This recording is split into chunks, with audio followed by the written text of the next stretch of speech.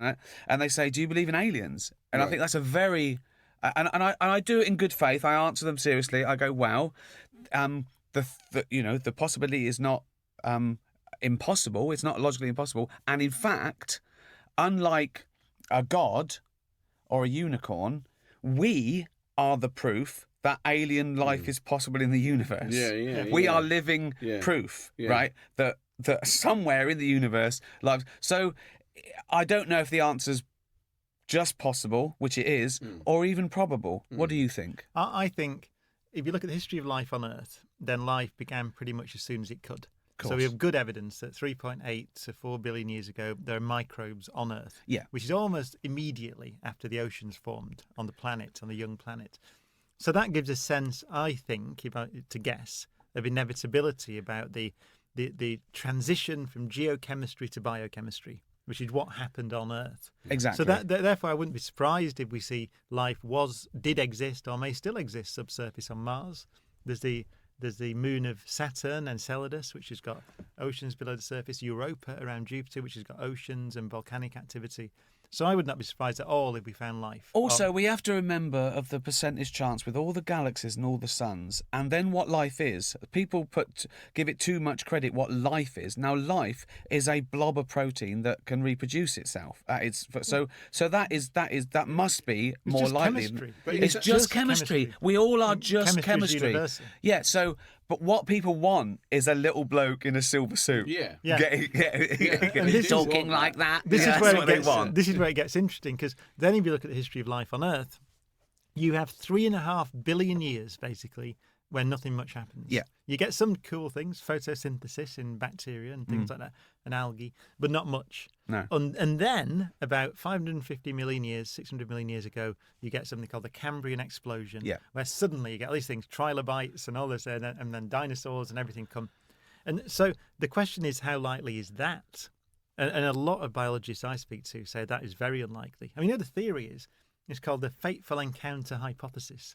So you say, how did multicellular life emerge? These colonies of cells cooperating, which is what we are. Exactly, an organism. And it looks like you can trace the origin back to the formation of a particular cell type, out of which all things like us and every blade of grass and tree is made, called the eukaryotes. But it's a cell with a nucleus and that thing you learn about at school. A membrane and all that stuff. And it looks like that happened by the merger of two more primitive cells. And we even know what they are. There's one called an archaean and one called a bacterium. It looks like the bacteria got inside the archaean, so went in and got inside that cell, and that thing not only survived, which is impossible. How did one cell eat another one and survive? But managed to reproduce like that. And that looks like it happened once. It's almost certain it happened once in one ocean somewhere. Oh, really? And that's the foundation of all complex life on Earth. And that was the Sea of Galilee. And Jesus put that little thing in that cell. That's amazing, considering that at that point there was only cells. What must Jesus look like? Because he was a big cell, but free with a beard your and mind. Free your mind. I will free it. You're thinking of him because God can do anything. That's the other thing. He's going to do That's the other thing. How did that happen? God can do anything. Done. End of argument. Because God. Can you imagine that? I mean, if that's true, we think it is. So that you can trace it back, everything, us and everything, up to one event. So you asked, does that happen in other places? A lot of people say no. But what I always thought was... We were talking earlier, I've got a friend, a biologist, who said if you look at the Milky Way, 20 billion Earth-like planets, we think. 1 in 10 of the stars has an Earth-like planet. A Goldilocks planet. Yeah, 1 in 10 of them, 20 billion. But he thinks that if he was to guess, then all there would be slime. Yeah. So no civilizations. So that thing that happened here probably almost, well, not probably, but don't know. Yeah, but it could be really unlikely. So what we've got is this at our disposal is just real estate, isn't it? Really, we haven't got other life forms to worry about, or there might be little single cell things, but I think essentially when you look up, you see resources. We don't have to compete amongst ourselves. We don't have to damage the planet that we're on in order to expand and have an interest in civilization. All we need to do is decide to go up. Do you know what I think, though? I think we go up there, put robots, right? We get loads of gold back. We'll all have bling. We'll all be walking around like Mr. T, going, right, all like that. Yeah. But then someone will go, I brought back, right, there is a little blob of life, right? And it cures the common cold. And they go, that was Ricky's idea on a podcast. Yeah.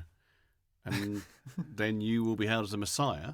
Yeah. And then people will have pictures of you in churches and do some kind of symbol to recognise you. And I'll be blonde and blue-eyed, just like English Jesus.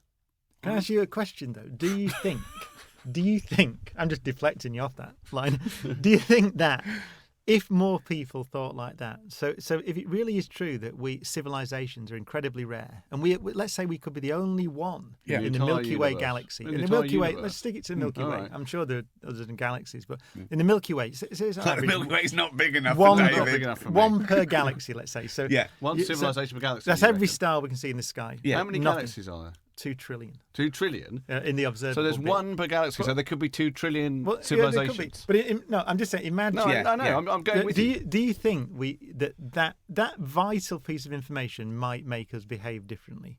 When you're talking about people like Donald Trump and people like... No, Kim Jong-un, because that's what it started. Narcissism is the root of all evil. Us thinking we're special, and not only us as a species, but then individuals thinking that they're special and entitled. And all the bad in the world has come from people thinking they're special and a person thinking he or she, usually he, as we said, is special. So you think if we... Because I think our civilization is probably special, but you think that piece of information might actually be negative? Well, I don't... But why do you think...